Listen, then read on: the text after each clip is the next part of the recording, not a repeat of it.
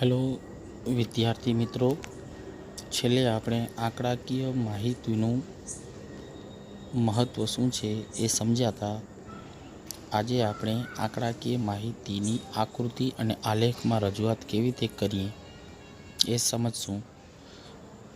આ આપણો અર્થશાસ્ત્રનો પહેલો પાઠ, અર્થશાસ્ત્ર વિશે પ્રવેશ ચાલી રહ્યો છે. તો ચાલો આપણે વિડીયો સ્ટાર્ટ કરીએ. બે ચલો વચ્ચેના સંબંધને બિંદુ દ્વારા અને બિંદુઓને જોડતી રેખા દ્વારા દર્શાવાય ત્યારે રેખીય આકૃતિ બને છે. પરીક્ષામાં એ રીતના પૂછાય કે આકૃતિ કેવી રીતે બને છે, તો જુઓ, બે ચલ વચ્ચેના સંબંધોને બિંદુઓ દ્વારા અને બિંદુઓને જોડતી રેખા દ્વારા જ્યારે દર્શાવવામાં આવે ત્યારે શું બને છે? આકૃતિ. અહીંયા એક્ઝામ્પલ જોઈએ તો આ આપણો ચાર્ટ છે. અહીંયા આ બાજુ ચલ હોય છે અને આ બાજુ OX ધરી ઉપર ચલ હોય છે, OY ધરી ઉપર ચલ હોય છે. બંને ચલની માહિતી કોઈ એક બિંદુ ઉપર આવે છે અને આ જે બિંદુઓ જે છે A, B અને C, આ બિંદુઓને આપણે જોડીએ એટલે શું બની જાય છે? રેખીય આકૃતિ બની જાય છે. એનો મતલબ એ જ થાય છે. આકૃતિ અને આલેખના વિવિધ સ્વરૂપો છે, પરંતુ સરળ રીતે સમજવા માટે આપણે 3 પ્રકારની રજૂઆત કરશું. વિદ્યાર્થી મિત્રો, આ પાઠ જ ધોરણ 12 માટેનો બેઝ છે. ધોરણ 12માં પણ પહેલો પાઠ આંકડાકીય અર્થશાસ્ત્રમાં આલેખ અને આકૃતિ એવું આવે છે. તો ખૂબ જ ઉપયોગી છે. ધોરણ 12 માટે પણ ખૂબ જ ઉપયોગી છે. એમ જ સમજવાનું કે આપણે ધોરણ 12નો પણ એક પહેલો પાઠ ભણી રહ્યા છીએ, એટલે ખૂબ જ સમજવાનું છે. તો પહેલી આકૃતિ છે સ્તંભ આકૃતિ. તમે જોઈ હશે સ્તંભ આકૃતિ. લાસ્ટમાં પણ આપણે સ્તંભ આકૃતિ વિશે પરિચિત થયા છીએ કે સ્તંભ આકૃતિ કેવી રીતે બને. તો આપણને ખબર છે કે સ્તંભ આકૃતિ નામ ઉપરથી જ એવું લાગે છે કે આકૃતિમાં સ્તંભો હશે. જો અહીંયા જોઈ શકાય છે, આ બધા સ્તંભ છે. અહીંયા OX ધરી હોય, અહીંયા ચલ હોય, આ બાજુ ચલ હોય, આ બાજુ પણ ચલ હોય. આ ચલ સ્વતંત્ર છે, આ ચલ પરતંત્ર ચલ છે.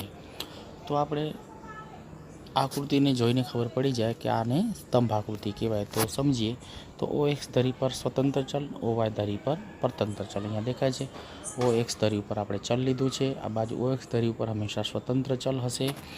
અને યાદ રાખવાનું કે OX ધરી ઉપર હંમેશા સમયગાળો અથવા વર્ષના નામ હશે આપણા અર્થશાસ્ત્રના આલેખમાં. અને OY ધરી ઉપર પરતંત્ર ચલ. તો પરતંત્ર ચલમાં આપણને એમ થાય કે શું હશે? તો ગરીબીના આંકડા, પછી બેરોજગારીના આંકડા, પછી આવક, ખર્ચ, પછી ઉત્પાદન, વેચાણ, નફો, આયાત. એટલે આવા જે ચલ જે છે એને પરતંત્ર ચલ કહેવાય અને એની માહિતી હંમેશા OY ધરી ઉપર આવે છે. પછી સ્તંભ આકૃતિ ઊભા કે આડા સ્તંભો દોરીને દર્શાવાય છે. મિત્રો યાદ રાખવાનું, હંમેશા સ્તંભ આકૃતિ કેવી હોય તો ઊભા કે આડા સ્તંભો દોરીને દર્શાવાય છે. મોસ્ટલી આપણા અર્થશાસ્ત્રમાં સ્તંભ આલેખ ઊભા સ્તંભોવાળી જ આકૃતિ આપણને જોવા મળે છે. એટલે આ છે સ્તંભ આકૃતિ. અહીંયા જોઈ શકાય છે, એક્ઝામ્પલ આપેલો છે. ઉદાહરણ દ્વારા આપણે સમજી શકીએ છીએ કે અહીંયા ઉદાહરણ આપેલું છે. જો ઉદાહરણ દ્વારા સમજૂતીમાં ભારતમાં ઘઉંનું ઉત્પાદન આપેલું છે. અહીંયા જોઈ શકાય છે આ વર્ષ છે અને આ ઉત્પાદન છે. વર્ષ એ ચલ છે અને આ પણ ચલ છે. આ સ્વતંત્ર છે અને આ છે પરતંત્ર. તો આ સ્વતંત્ર ચલ 1970, 71 અને 23.8, મતલબ કે 1970-71માં 23.8 ટન લાખ ટન ઉત્પાદન થયું હતું. શેનું? તો ઘઉંનું ઉત્પાદન છે આ, બરાબર. પછી એ જ રીતના 1980માં 36.3નું ઉત્પાદન થયું છે. 1991માં 55.1 લાખ ટન ઉત્પાદન. 2001માં 69.7, 2010-2011માં 86.9 લાખ ટન ઉત્પાદન થયું હતું. ટૂંકમાં આપણે સમજવાનું એ છે કે એક બાજુ ચલ હોય છે, બીજી બાજુ પણ ચલ હોય છે. આ સ્વતંત્ર ચલ છે, આ સ્વતંત્ર ચલ છે. અને આપણે ઉપર સમજ્યા કે OX ધરી ઉપર અને OY ધરી ઉપર ચલ દર્શાવવાનું હોય. OX ધરી ઉપર સ્વતંત્ર અને OY ધરી ઉપર પરતંત્ર. અહીંયા આપણને દેખાઈ રહ્યું છે OX ધરી પર વર્ષ એ સ્વતંત્ર ચલ છે અને OY ધરી ઉપર ઉત્પાદન એ પરતંત્ર ચલ છે. મેં તમને અગાઉ પણ સમજાવ્યું કે હંમેશા OX ધરી ઉપર સમયગાળો હોય અથવા દેશના નામ હોય છે અને OY ધરી ઉપર પરતંત્ર ચલ, જે આપણે ઉદાહરણ દ્વારા સમજ્યા કે બેરોજગારી, ગરીબી, વસ્તી, ઉત્પાદન, ખર્ચ, આવક, જાવક, આયાત, નિકાસ, સાક્ષરતા, નિરક્ષરતા, એ બધા પરતંત્ર ચલ છે અને હંમેશા OY ધરી ઉપર આવે છે. તો જુઓ અહીંયા જે આંકડાકીય માહિતી આપેલી છે એના ઉપરથી જ ખબર પડી જાય છે કે 70-71માં કેટલું ઘઉંનું ઉત્પાદન હતું. તો અહીંયા દેખાઈ આવે છે 23.8. એવી રીતે ક્રમશર આંકડાકીય માહિતી પ્રમાણે આલેખ તૈયાર કરી શકાય છે. જો આંકડાકીય માહિતી જે છે એને ધ્યાનમાં લઈને જ આકૃતિ તૈયાર કરવાની છે. આમાં ચલનું મૂલ્ય જે છે આંકડાકીય માહિતી પ્રમાણે જ છે. આ 23.8 છે તો એનો સ્તંભ નાનો છે, એના કરતાં મોટો આ છે. એના આંકડાકીય માહિતીમાં પણ મોટી સંખ્યા છે. ટૂંકમાં આ દરેક મૂલ્ય આગળના મૂલ્ય કરતાં મોટું છે. તો એ જ રીતના આકૃતિમાં પણ દરેક સ્તંભ બીજા સ્તંભ કરતાં મોટું દેખાય છે. બિલકુલ ઇઝી છે. પછી છે પાસેનો સ્તંભ આકૃતિ. જ્યારે કોઈ સ્વતંત્ર ચલ 1 હોય અને પરતંત્ર ચલ 2 કે તેથી વધારે હોય ત્યારે પાસેનો સ્તંભ દોરવામાં આવે છે. એનો મતલબ એવો થયો કે વર્ષ અને બીજી બાજુ માની લો કે ચલ છે ગરીબી, પણ ગરીબીમાં માની લો કે ગામડાની ગરીબી અને શહેરની ગરીબી. તો જો પરતંત્ર ચલના 2 ભાગ થયા કહેવાય. સ્વતંત્ર ચલ 1 છે વર્ષ, જ્યારે ગરીબી 2 ટાઈપની છે, એક ગ્રામીણ ગરીબી અને શહેરની ગરીબી. તો ગ્રામીણ ગરીબી અને શહેરની ગરીબી એ એક ચલના 2 ભાગ પડ્યા, એટલે 2 વર્ગ પડ્યા.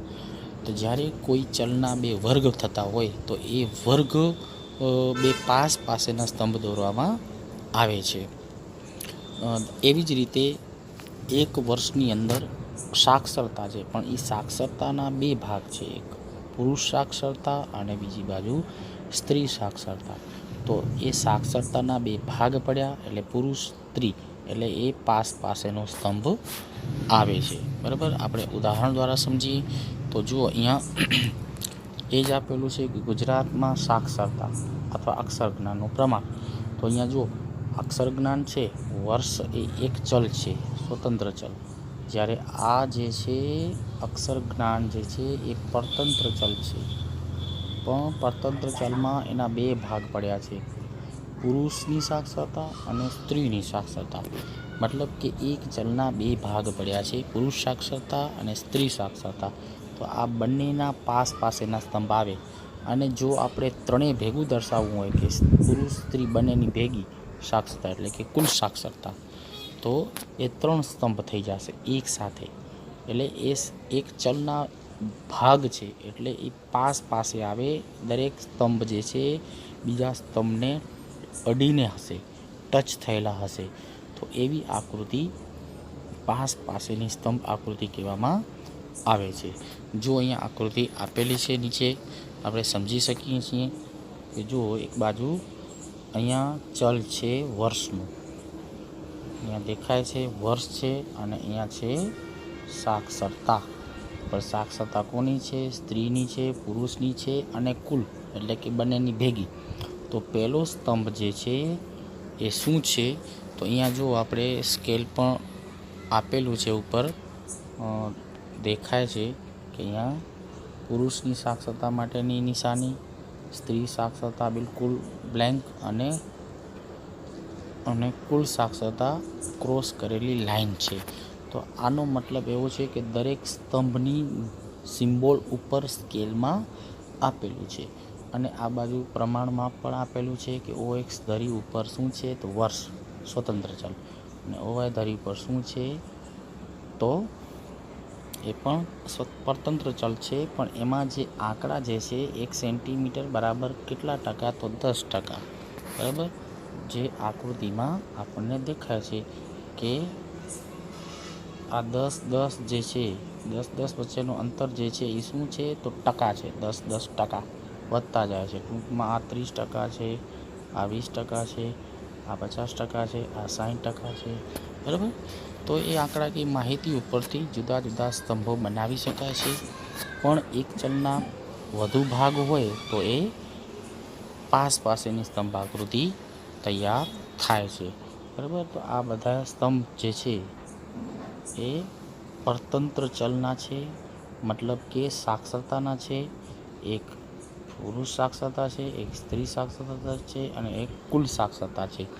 તો આ રીતના અલગ અલગ આંકડાકીય માહિતી પરથી પાસેની સ્તંભ આકૃતિ બનાવી શકાય છે. હવે ત્રીજો મુખ્ય પ્રકાર છે વૃત્તાંશ આકૃતિ. તો વૃત્તાંશનો મતલબ શું થાય છે તો જે વર્તુળ હોય, આ વર્તુળ જે છે એને જ શું કહેવામાં આવે છે વૃત્તાંશ. બરાબર, અને આપણને ખબર હશે, ગણિતમાં જોઈ ગયા હશે કે અર્ધવર્તુળ હોય, જો ચંદ્રાકાર જેવું આપણને કંપાસ બોક્સમાં એક સાધન હશે અર્ધવર્તુળ. તો અર્ધવર્તુળ અહીંયાથી કરી એક બાજુથી કરીને બીજી બાજુ સુધી કેટલા અંશ હશે 180 અંશ હશે. પછી ઘણી વખત અહીંયાથી આમ જઈએ તો પણ અહીંયા 180 અંશ હોય. એટલે ટૂંકમાં આમથી આમ જઈએ, ડાબીથી જમણી તરફ જઈએ કે જમણીથી ડાબી તરફ જઈએ, 180 અંશનો અર્ધવર્તુળ થાય. તો 180 ગુણ્યા 2, એક ટુકડો અર્ધવર્તુળ 180 છે. તો આ અર્ધવર્તુળને બીજો અડધો વર્તુળ પ્લસ કરીએ એટલે કેટલા થઈ જાય, આખું વર્તુળ થઈ જાય. મતલબ કે આખું વર્તુળ, તો આખું વર્તુળ કેટલાનું થાય તો 180 ગુણ્યા 2 એટલે 360 અંશ. તો હવે આપણને ખબર પડી કે કુલ અંશ કેટલો હોય છે 360 અંશ. બરાબર, તો એ વર્તુળના જ જુદા જુદા ભાગ હોય છે. માની લો કે આ કેન્દ્ર બિંદુ છે, તો આ ભાગ, તો આ ભાગ અને આ ભાગ, 3 ભાગ જે છે એ ત્રણેય ભાગ વર્તુળનો અંશ કહેવાય. અંશનો મતલબ જ થાય છે ભાગ. તો માની લો કે અહીંયા ખેતી છે, અહીંયા ઉદ્યોગ છે અને અહીંયા સેવા છે. મતલબ કે આ માની લો કે રાષ્ટ્રીય આવકનો હિસ્સો કુલ છે. તો એમાં ખેતીનો હિસ્સો એટલે ભાગ એટલે કે અંશ કેટલો છે, ઉદ્યોગનો કેટલો હિસ્સો છે અને સેવાનો કેટલો હિસ્સો છે, એ વૃત્તાંશ આકૃતિ પરથી સમજી શકાય છે. અહીંયા આપેલું છે વૃત્તાંશ એટલે વર્તુળનો અંશ એટલે વર્તુળનો ભાગ. પરીક્ષામાં ઘણી વખત પૂછાય છે વૃત્તાંશ એટલે શું, તો વૃત્તાંશ એટલે વર્તુળનો અંશ. અહીંયા સમજૂતી આપેલી છે કે સમગ્ર વર્તુળ કેટલા અંશનો હોય છે, 360 અંશનો આપણે સમજ્યા. પછી એ વૃત્તાંશના જે જુદા જુદા અંશ જે છે એ શોધવા માટે એક સૂત્ર છે. તો વૃત્તાંશ શોધવું હોય તો પેટા મૂલ્ય છેદમાં કુલ મૂલ્ય ગુણ્યા 360. અહીંયા કુલ મૂલ્ય કેટલું હોય, કુલ મૂલ્ય હંમેશા 100 હશે, કારણ કે ટકા વધુમાં વધુ કેટલા હોય 100 હોય. અને અહીંયા ગુણ્યા 360નો મતલબ એવો થાય છે કે કુલ વર્તુળ કેટલા અંશનો હોય છે 360 અંશનો હોય છે. એટલે એને 360 વડે ગુણવામાં આવે છે. હવે છે પેટા મૂલ્ય, એટલે કે કુલમાંથી, મતલબ કે 100માંથી, આ કુલ મૂલ્યમાંથી એનો જે તે શોધવાનું છે એનું મૂલ્ય કેટલું છે, તો જે નીચેના કોષ્ટક ઉપરથી આપણે સમજી શકશું. જોઈએ છીએ, જો અહીંયા ક્ષેત્ર અને અહીંયા ટકા, જો આ ખેતી ક્ષેત્ર છે એ પેટા મૂલ્ય છે, ઉદ્યોગ ક્ષેત્ર છે એ પેટા મૂલ્ય છે. એ જ રીતના સેવા ક્ષેત્ર છે એ પેટા, આ ત્રણેય પેટા મૂલ્ય છે. અને કુલ મૂલ્ય કેટલું છે, આ ત્રણેયનું મૂલ્ય 100 છે. મતલબ કે 100% છે. એ 100%માંથી ખેતી ક્ષેત્રનો હિસ્સો કેટલો છે? 13.9%. ઉદ્યોગ ક્ષેત્રનો હિસ્સો કેટલો છે? 26.2%. સેવા ક્ષેત્રનો હિસ્સો કેટલો છે? 59.9%. એટલે 100%માંથી આ દરેક ક્ષેત્રોનો હિસ્સો છે. એટલે કે મતલબ કે આ બધા શું બન્યા? પેટા મૂલ્ય. જ્યારે આ છે એ કુલ મૂલ્ય છે. બરાબર? એટલે સાવ સૂત્ર સમજવું સહેલું થઈ જાય છે. મતલબ કે હવે આપણે માની લો કે ખેતીનું શોધવો છે, તો ખેતીનો વૃત્તાંશ શોધવો છે, તો એ નીચે સૂત્રમાં આપેલું જ છે કે ખેતીનું વૃત્તાંશ શોધવું હોય તો વૃત્તાંશનું સૂત્ર મૂક્યું, પેટા મૂલ્ય છેદમાં કુલ મૂલ્ય ગુણ્યા 360, જે આપણે આગળ સમજ્યા. તો ખેતીનો હિસ્સો કેટલો છે? તો 13.9. કુલ મૂલ્ય હંમેશા 100% જ હોય અને ગુણ્યા 360. એ રીતના 50.04. એ જ રીતના ઉદ્યોગનો પણ પેટા મૂલ્ય 26.2 ભાગ્યા 100 ગુણ્યા 360. એવી જ રીતે સેવા ક્ષેત્રનું 59.9 છેદમાં 100 ગુણ્યા 360. આ રીતના અહીંયા જે જવાબ મળે છે એ શું છે? તો અંશ છે. મતલબ કે 360 અંશમાંથી 50.04, 94.32 અંશ અને 215.6 અંશ પેટા અંશ મળ્યા કુલ અંશમાંથી. બરાબર? જે અહીંયા આકૃતિમાં દેખાય છે આપણને કે અહીંયા સેવા ક્ષેત્રનો વધુ હિસ્સો છે. તો આ દેખાય છે, આ આખો વધુ હિસ્સો છે. જ્યારે ઉદ્યોગ ક્ષેત્રનો હિસ્સો એના કરતાં ઓછો છે, જે દેખાય છે 94.33 અને 50.04 એ ખેતી ક્ષેત્રનો હિસ્સો છે. તો કંપાસમાં આપણી પાસે વર્તુળ હોય, વર્તુળ દોરી અર્ધવર્તુળના મદદથી અને વર્તુળની મદદથી આપણે આખું વૃત્તાંશ આકૃતિ બરાબર રીતે સમજી શકીએ છીએ. તો વિદ્યાર્થી મિત્રો, તમને આ આલેખના મુખ્ય પ્રકારો જે છે એ બરાબર સમજાના હશે. આપણા અર્થશાસ્ત્રમાં મોસ્ટલી સ્તંભાલેખ અને પાસેનો સ્તંભાલેખની જ આકૃતિ પૂછાતી હોય છે, છતાં વૃત્તાંશ આકૃતિ બનાવવી પણ એકદમ સરળ હશે. Thank you very much.